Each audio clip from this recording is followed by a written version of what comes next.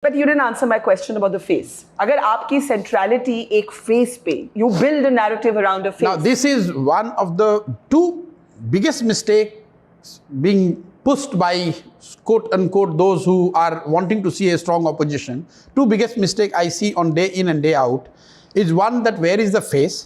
That so long we don't have a face, we would not be able to defeat Mr. Modi and BJP. And second, that all parties and leaders have to come together. Both these assumptions are big farce. See, you can build a narrative that will throw a face.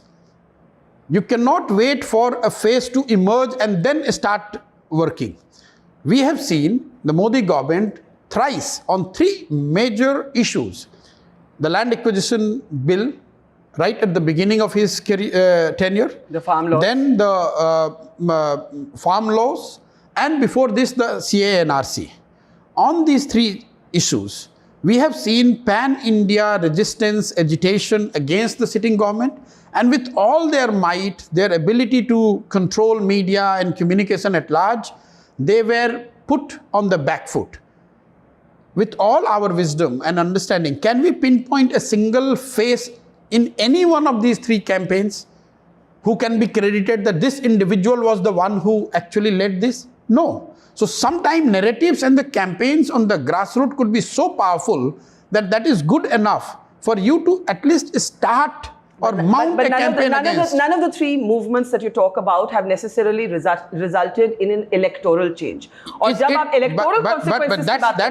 what I say. To win elections, you need the four elements. You need to have a powerful message, yes, what you call narrative. Yes. You need to have a messenger who is carrying that message. You need the machinery, the party, the political parties. And then you need the mechanics, which is the actual campaign that happens on the ground. You need to have these four M's, what I call the message, messenger, machinery, and mechanics. If you get these four together, even if you get three right, you are more likely to have... So let's go through these. What do you want the message to be for 2024, and who is the messenger? The machinery, the mechanics you will look after. What is the message and who's the messenger? So, narrative is something that opposition parties and leaders have to work together. That what is that counter narrative? That to build a counter narrative that could be successful against this government, you have to first realize and accept that what is it which is working for this government and Mr. Modi. What is it? I think the combination of these three things, Hindutva, nationalism, and household and grassroots level welfareism. Put these three together, they are able to, by and large, capture the imagination of vast majority of Indians, where many individuals, even if they are at discomfort or at at the wrong side of the improvement in quality of their life, still they are willing to give benefit of doubt and still continue to support this government because, oh, this government or this party is for the Hindus. There are some who would say, I'm doing it, I'm paying 100 rupees diesel price because a new India is being built. That's nationalism part. And this individual and household level delivery of services, whether it is Kisan Nidhi के 2,000-6,000 रुपए है, या toilet बना दिया, या उज्ज्वला मिला है, कि चलो देश में कुछ भी हो रहा है, आप कितना भी उसको बता रहे हैं इन्फ्लेशन बढ़ रहा है, कितना भी आप बता रहे हैं बेरोजगारी बढ़ रही है, वो कह रहे हैं भाई कुछ भी हो, हमारे यहाँ तो सिलेंडर आ गया, हमारे यहाँ टॉयलेट बन गया, हमें तो 6,000 रुपए मिल रहा है. We have to first examine and assess and take cognizance of what is working for BJP. Then only we can put a counter narrative. The problem is we are not acknowledging what's working. So it's like in any walk of life, if you want to take somebody head on, you have to first understand that person. You have to understand what is it which is making them so powerful. Then only we can put a counter.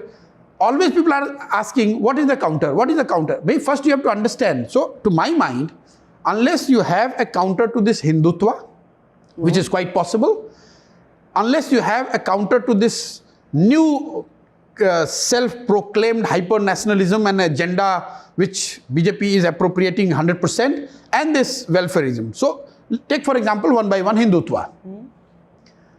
So a lot of people are saying, can we can counter it by getting into this debate of Hindutva versus Hinduism versus, it's futile exercise.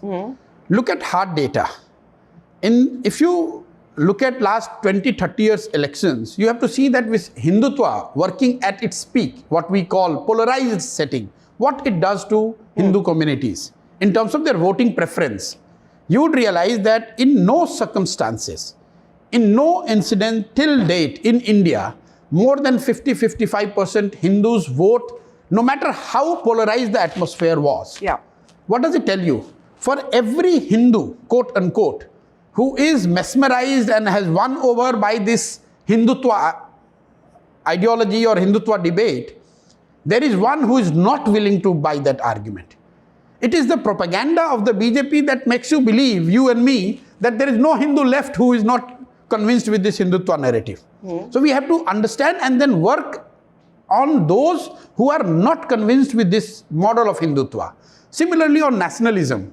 Now the party that has been credited and that should rightly be credited for the freedom of this country is being pushed on the back foot and being called anti-national by somebody who, by set of people whose credentials in and contribution in freedom struggle is questionable on many counts. Look at how BJP has hijacked this whole thing, that we are the one who represent national interest. Yeah. And similarly on welfareism, the left of center ideologues have to come out with a better proposition. Congress tried its hand by talking about, say, Nyay.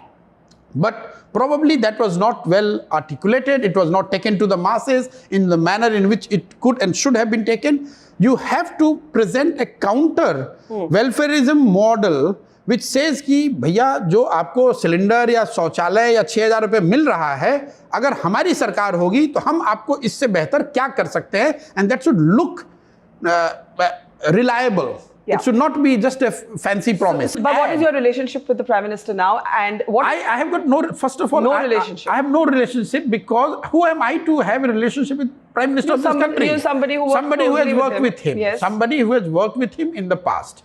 I have no direct, day-to-day engagement with him in any manner. So he's there. He's a Prime Minister. Like he's your Prime Minister. He's my Prime Minister. Nothing beyond that. As a political thinker and as a politician, what is the one characteristic of Mr. Modi that you think the opposition has still not understood? His ability to evolve.